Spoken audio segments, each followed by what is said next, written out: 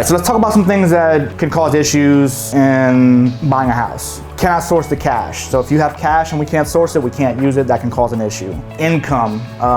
If your income is not consistent, so if you work 39.99 hours instead of 40 and you haven't been doing that for 2 years, that could be an issue on using your full 40. So it's very important if you're moving jobs or you haven't been working at a place for so long to work your 40 hours, because anything below that is almost seen as part-time and needs to be averaged out over the previous 2 years, which causes a lot of people whenever it's not really consistent. Same thing goes for a part-time jobs or 2 jobs. When you have 2 jobs, you have to be working at 2 jobs for 2 years to be able to count the income from both jobs. So that's another thing that's pretty important.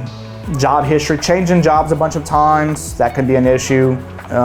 Depending on if you're staying in the same field or not, there's a bunch of different factors that go into it, and judgments. So this month, I have 4 loans that are not getting through. This is 4 loans in a month. 4 loans in the whole year is stuff that we don't get done. Like, that's the amount of loans we don't get done in a whole year.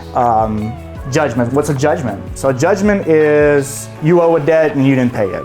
Okay.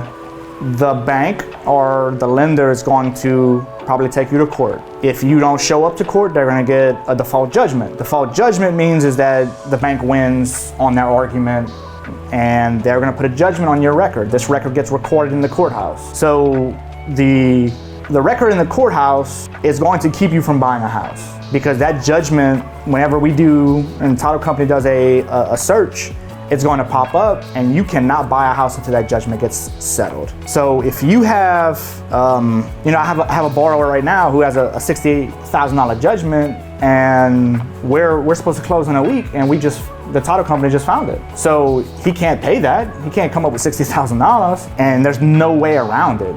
A judgment. So if you have a judgment, if you have any of these other issues, you need to call us right now so that we can start figuring out a solution to it. Even if you want to buy a house in 2 years, we need to figure it out now. So you need to give us a call.